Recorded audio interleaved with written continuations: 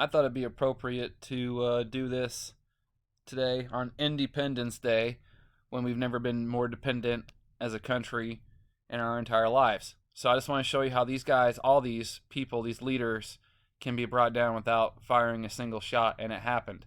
El Salvadorians bring down a dictator in 1944. The guy's name, El Salvador, in 1938, El Salvadorian President General Martinez was a real jerk, overstepped his boundaries, pissed a lot of people off, real corrupt, didn't listen to nobody, and then fast forward to here in April of 1944. After an armed uprising failed to remove Martinez from power, university students, young people, students, began organizing against the regime. In response to the government's bloody crackdown that followed the attempted coup, medical students wore black ties in April as a show of mourning for those who had been killed. As they organized with different constituents, the students planned to stage a nationwide general strike, which they called the Arms at Your Side strike. Circulating leaflets, the students encouraged El Salvadorians to refrain from going to work and to stay indoors. Does that not sound familiar? Stay home, save lives. Stay home, stop corruption, in order to avoid more bloodshed in the streets. You cannot go out in the streets. They're just going to run you over, tear gas you, shoot you. You can't do it. The students, some of whom included some of these people, blah blah blah, boycotted their classes and raised funds to help support the strikers. The students also made an effort to inform the U.S. Embassy that their campaign would be a peaceful one that sought to avoid bloodshed.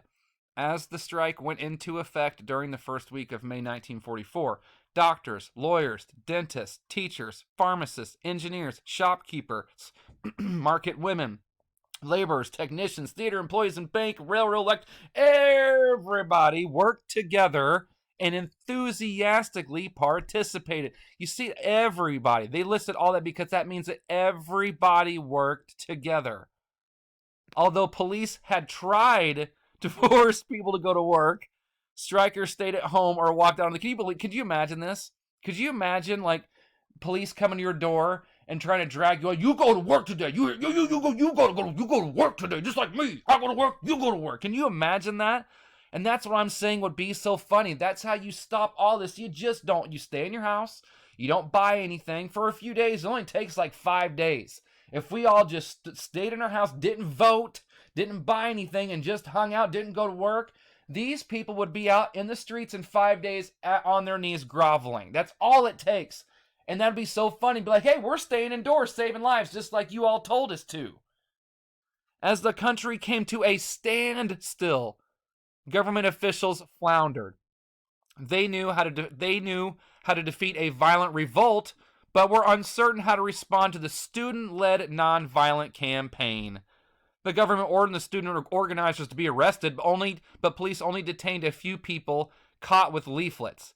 To pacify the strikers, the government announced that it was releasing all the prisoners taken after the failed uprising, and it then tried to discredit the strike by labeling it as a movement that served only the upper classes. Yeah, if this were to happen today, it'd be a bunch of white people, or it'd be a bunch of Trump supporters, or Christians, they'd say, or gun fanatics would be another blame, pro-abortion, all that stuff, right? So in this one, the upper classes, but there'd be a whole, just imagine whoever will be blamed, right?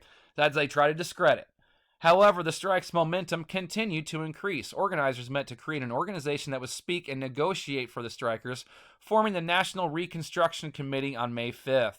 The committee was composed of student representative or blah, blah, blah, blah. In response, General Martinez addressed the nation over radio, calling on citizens to return to work and for business owners to open their doors.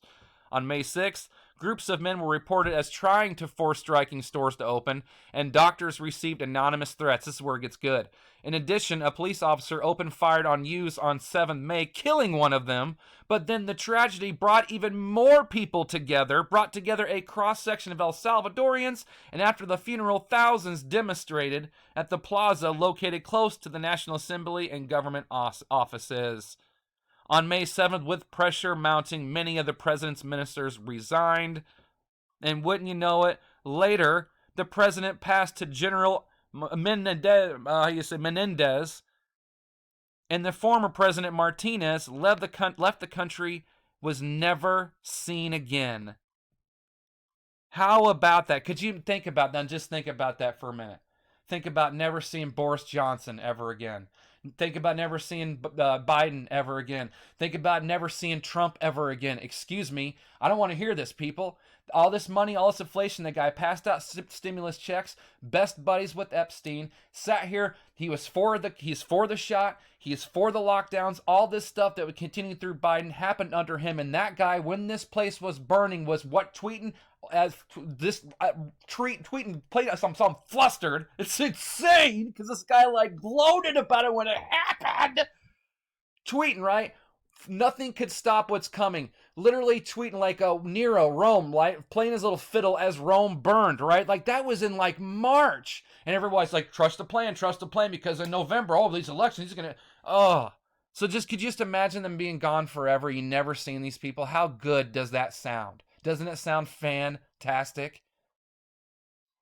And the worst thing they could do is whenever you start doing this is they shoot and kill somebody, because then it becomes a whole different ballgame. It's like, look, we're out here peaceful protesting. We never did nothing to you. Now you're shooting and killing one of us. And then all of a sudden, then the tragedy brought together a cross-section of El Salvadorians. Here's what's funny. The victory was not retained beyond 5 months because the El Salvadorian Democratic leadership that saw how to oust the dictator Martinez did not have a strategy for defending their achievement non-violently. A successful coup in October 1944 usurped power from Menendez and set El Salvador on another long path of political strife and instability. Because evil never rests. You just have to continually work, and you have to plan like they do. For example, I've got a friend who lives 5 minutes from me, and he is as awake as I am. He knows about this stuff. You know how many times I've seen this year? One time. He lives 5 minutes away. You see, because evil is more organized than good. We're just a bunch of talkers. At the end of the day, not me, but pretty much everybody else, you're just a bunch of talkers. That's all, which is what the Quran says. The Quran says that people don't really believe. You get behind closed doors, they're a bunch of cowards with a diseased heart. So you see evil. The Bilderbergs, right? You hear about them in the news. You can at least say like they get together every year and plan. They make sure they get together. And that's just in the Masons get together like what, every week, every month, whatever the case may be. While we just sit around and go, well, I'm just too busy to do camp.